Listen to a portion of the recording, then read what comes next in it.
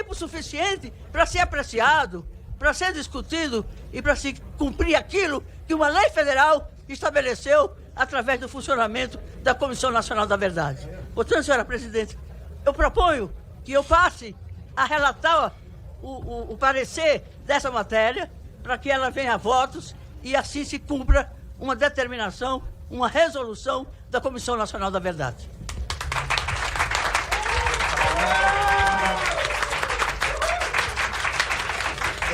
Nós, deputado Edermal. Ele a favor, já tem 2 a favor. Já falou mais que É isso aí. Agora, é uma situação muito... Não sou eu, senhor presidente. Não. É um momento solene. Eu queria primeiro cumprimentar a minha amiga, irmã, camarada Luísa Erundina. Pelos anos que nós lutamos contra a ditadura militar, pelos direitos civis, pelos direitos humanos, para construir um Brasil livre, soberano e democrático. Então eu vou pedir respeito à companheira Luísa Erundina, tá? Segunda coisa, aqui tem uma testemunha ocular da história. Existiu um regime militar de 21 anos de arbitrariedades, de cessar as liberdades.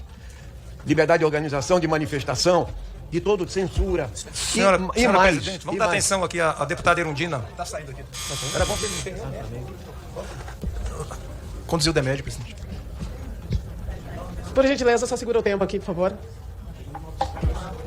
Está se entendendo bem.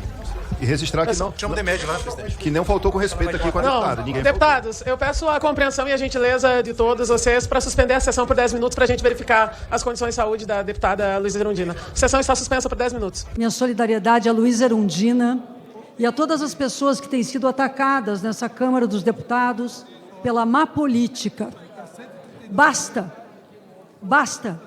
Eu fico muito emocionado, viu, Tereza, porque eu vi de perto meus colegas que foram torturados, sabe, assim, eu estava lembrando hoje, eu ia com meu pai, às vezes, na casa de amigos que foram soltos, principalmente naquela ação do governo Geisel para afastar o Frota, né, e que acabou com a prisão de vários colegas nossos jornalistas. Um deles, eu tive na casa dele, ele não conseguia nem andar direito, tanto choque que tomou no corpo todo.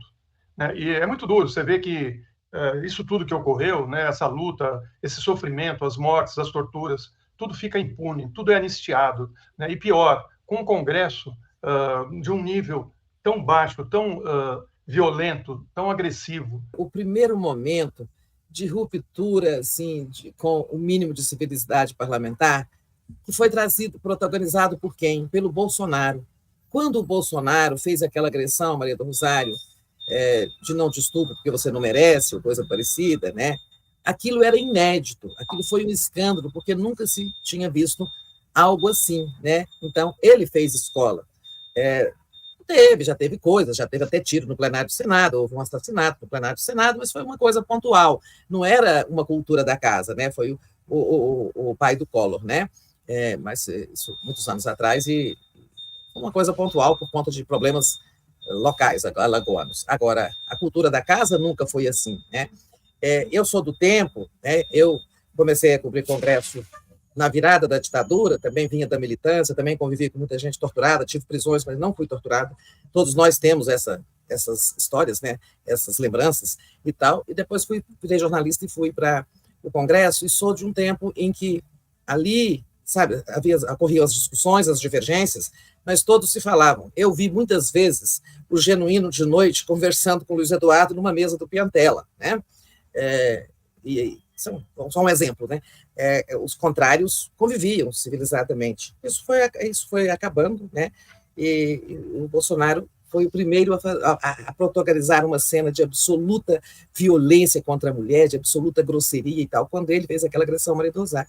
E aí o tempo foi passando, a gente sabe a polarização. A homenagem ao torturador no impeachment da Dilma, aquilo foi uma violência também. Mas eu estou dizendo assim, a agressão a Maria do Rosário, sim, vinda de um colega, isso foi bem antes do impeachment, né? Foi tão escandalosa, porque nunca se tinha visto um parlamentar cometer uma agressão tão grande com aquilo. Depois as coisas foram degringolando. No impeachment da Dilma já teve a homenagem à Ustra e outras baixarias mais, né? Muita baixaria naquela noite em que meu grande amigo Miguel Sousa Tavares fez aquela frase, que era uma assembleia de bandidos. Eles perderam mais a compostura agora, depois que o Bolsonaro deixou o governo. Né? Porque enquanto Bolsonaro estava de presidente, eles se continham um pouco para, digamos assim, não contaminar a própria imagem do governo, mantinham alguma compostura. Na oposição, eles perderam completamente os limites, né? Perderam completamente a compostura.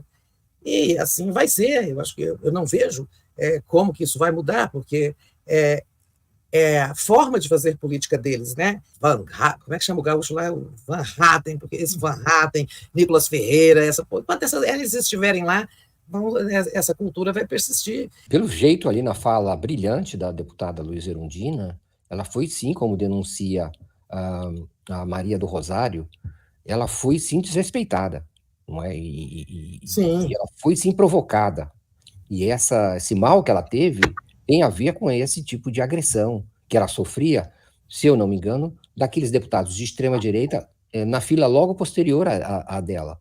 Sim. Diretamente ali, em cada palavra que ela proferia contra a ditadura, ela recebia e em defesa da punição aos responsáveis pelos crimes de lesa humanidade durante o tempo ditatorial, ela recebia uma provocação, uma estocada. E a dor dela ao falar da necessidade de que esses presos, esses perseguidos políticos, sejam revelados, os destinos deles.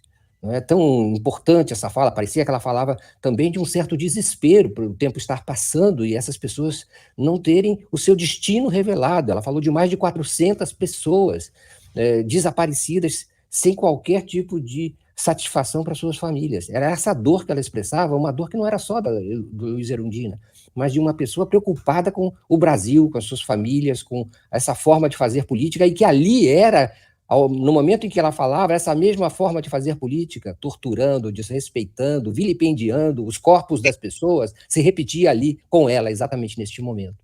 Então, na verdade, talvez essas pessoas que a provocaram quisessem matá-la. O projeto de lei que a deputada Luísa Erundina estava reivindicando, ele é de 2021, e, portanto, ele poderia e deveria ter, inclusive, por trata do reconhecimento dos mortos e desaparecidos, direitos durante a ditadura, mas, por outro lado, o Arthur Lira, ele evoca a urgência para o projeto que põe fim, por exemplo, que invalida as delações, né, premiadas com interesses, claramente, nós vamos tratar depois, claramente, de fortalecer o movimento que está em curso no país em relação à anistia do Bolsonaro, dos bolsonaristas. Então, acho que nós temos que chamar uma responsabilidade do presidente da Câmara, que é muito leniente com isso tudo. O presidente Arthur Lira, né, ele permite que esse contexto de violência política ele prospere, porque ele é parte dessa engrenagem também da própria direita mais extremista ou da extrema-direita, né, descontrolada.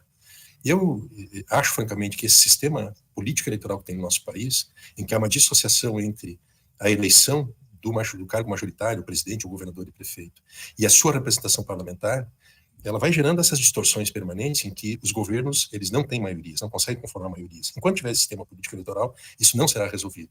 E aí vai prevalecer aquilo que o ex-deputado Ulisses Guimarães sempre comentava: se alguém acha que esta legislatura é ruim, a próxima será ainda pior.